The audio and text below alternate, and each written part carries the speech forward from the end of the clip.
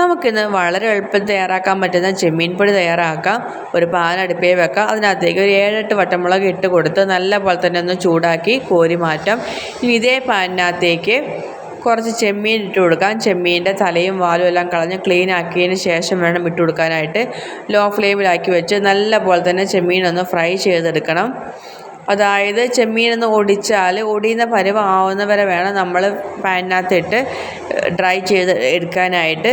ഇപ്പോൾ ചെമ്മീൻ നല്ല പോലെ തന്നെ ഒന്ന് ഡ്രൈ ആയി വന്നിട്ടുണ്ട്. നമുക്കിത് കോരി മാറ്റാം.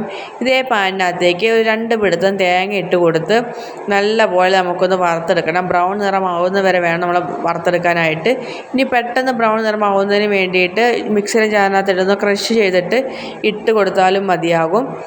തേങ്ങ ഒന്ന് ചൂടായി കളറൊക്കെ മാറാൻ തുടങ്ങുന്ന സമയമാകുമ്പോഴത്തേനും ഇതിനകത്തേക്ക് കുറച്ച് ചെറിയ ഉള്ളിയും ചെറിയ കഷ്ണം ഇഞ്ചി അരിഞ്ഞതും ഒരു തണ്ട് കറിവേപ്പിലയും കുറച്ച് വാളംപുളിയും കൂടെ ഇട്ട് കൊടുത്ത് നല്ല പോലെ തന്നെ ഇളക്കി കൊടുക്കുക. ലോ ഫ്ലെയിമിലായിട്ട് വേണം. അതല്ലെങ്കിൽ തേങ്ങ പെട്ടെന്ന് കരിഞ്ഞു പോകാൻ വേണ്ടി സാധ്യതയുണ്ട്. ഇപ്പോൾ എല്ലാം കളറെല്ലാം മാറാൻ വേണ്ടി തുടങ്ങിയിട്ടുണ്ട്. ഇനി നമുക്കിത് നല്ല പോലെ തന്നെ ഇളക്കി കൊടുത്തുകൊണ്ടേ ഇരിക്കാം. അതല്ലെങ്കിൽ പെട്ടെന്ന് തന്നെ കരിഞ്ഞു പോകും. അപ്പോൾ കളറെല്ലാം മാറി നല്ല ബ്രൗൺ നിറമായി വന്നിട്ടുണ്ട്. ഇനി നമുക്കിത് ചൂടായതിന് ശേഷം മിക്സിയിലെ ജാറിനകത്തിട്ട് നല്ല പോലെ തന്നെ പൊടിച്ചെടുക്കാം. നമ്മൾ നല്ല പോലെ തന്നെ പൊടിച്ചെടുത്തിട്ടുണ്ട്. അപ്പോൾ നമ്മുടെ ടേസ്റ്റിയായ ചെമ്മീൻ പൊടി ഇവിടെ തയ്യാറായിട്ടുണ്ട്. ഉണക്കച്ചെമ്മീൻ ആയതുകൊണ്ട് തന്നെ അത്യാവശ്യം ഉപ്പുണ്ടാകും. അതുകൊണ്ടാണ് നമ്മൾ ഇതിനകത്ത് ഉപ്പ് ചേർത്ത് കൊടുക്കാഞ്ഞത്. ഇനി ഉപ്പ് കുറവാണെന്ന് തോന്നുകയാണെന്നുണ്ടെങ്കിൽ കുറച്ച് ഉപ്പും കൂടെ ചേർത്ത് കൊടുക്കാവുന്നതാണ്.